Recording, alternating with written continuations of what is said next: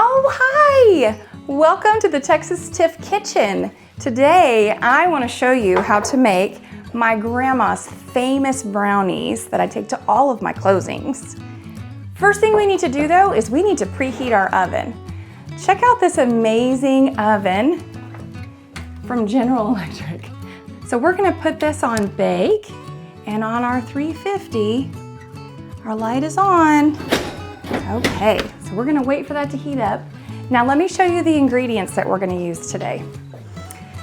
So if you know me at all, you know that this is a very popular recipe that I do for all of my closings. So I thought it would be fun to show you how I make these. So ingredients are important, of course.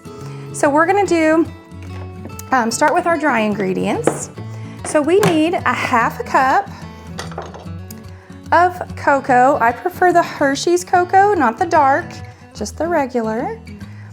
And we're gonna put a half a cup of this in here. Okay. And then we are going to use, so here's the thing that people don't understand about flour. There are two main types of flour. We have self-rising and we have all-purpose. If you just grab something off the shelf, you're probably pulling off all-purpose. We use self-rising. It already has all of the ingredients in it, like the baking powder and the salt, so you don't have to add those things. So for this recipe, we need 1.5 cups of self-rising flour.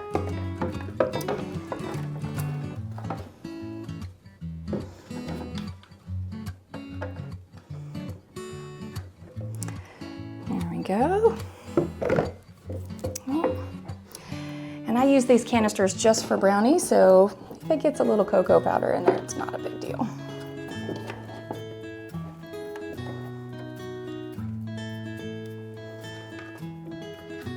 Okay. So 1.5 cups self-rising flour. And then we're gonna need 2 cups of sugar. Sugar is also important. I like to get the really finely granulated sugar. If it's too thick, then it tastes a little different. So I do like to get the pure cane sugar, but that's just 2 cups. Oops, as we throw that in there. So we have 1.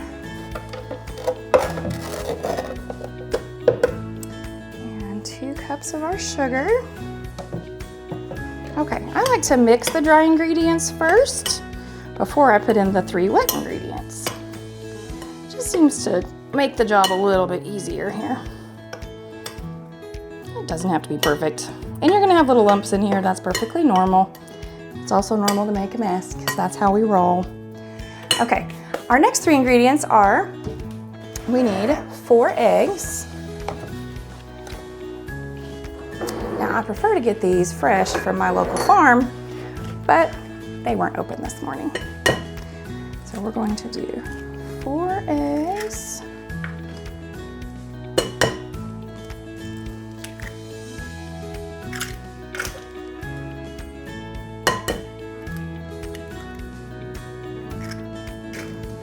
I'm not fancy like those fancy cooks in the chef shows. All right, my grandkids love to poke the yolks on these. So as soon as we get those in, then we're gonna use 1 cup of vegetable oil. I'm not a big fan of this for anything else, but for the brownies, it does make them taste the best. So we're gonna use 1 cup of our vegetable oil. Okay. And then for just a little bit of that yummy vanilla, we want to put about 1 tablespoon of vanilla flavoring. I don't ever measure that, I just pour it in there. And then we're gonna mix this real good with a spoon. I don't ever use a mixer. I don't want it to whipped. I want it kind of simple. And you can see as it starts to thicken up a little bit, it's gonna get that nice, thick, brownie-like texture.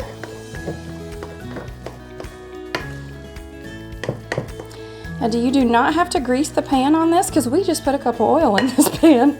So it should have its own built-in non-stick properties. Now, One of the secrets to this recipe is the pan. And I love the air bake pan, but I just recently found out you can't buy those at the store anymore. So I had to get on eBay to find this now vintage. That's scary when things that you use often are now vintage. Air bake pan. You can tell this has been well loved. This is my favorite pan. And we are just gonna drop this right here. Should come out pretty easy.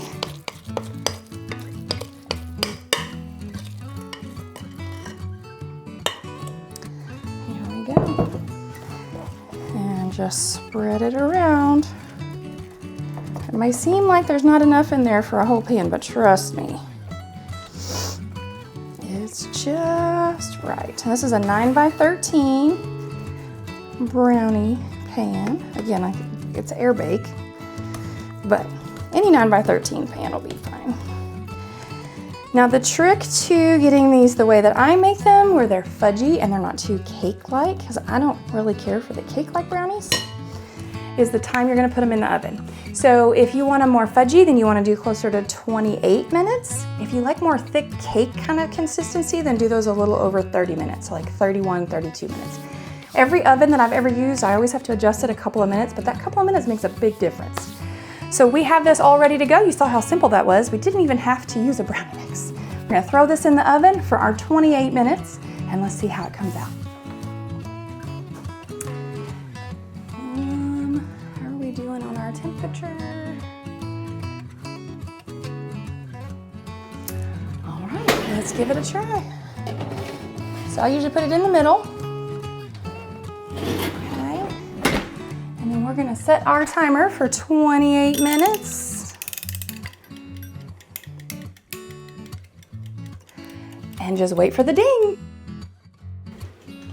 The best part is licking the spoon.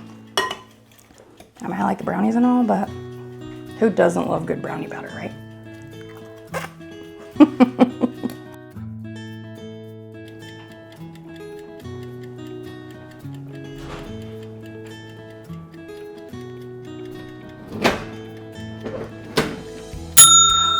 Our brownies are done. Okay.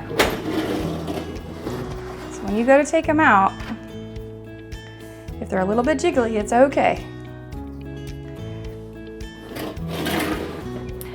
And that's how it's done. Super simple.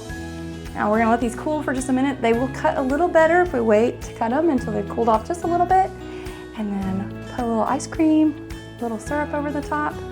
Amazing. Thanks for joining us today on Texas Tiff in the Kitchen. We'll see you next time.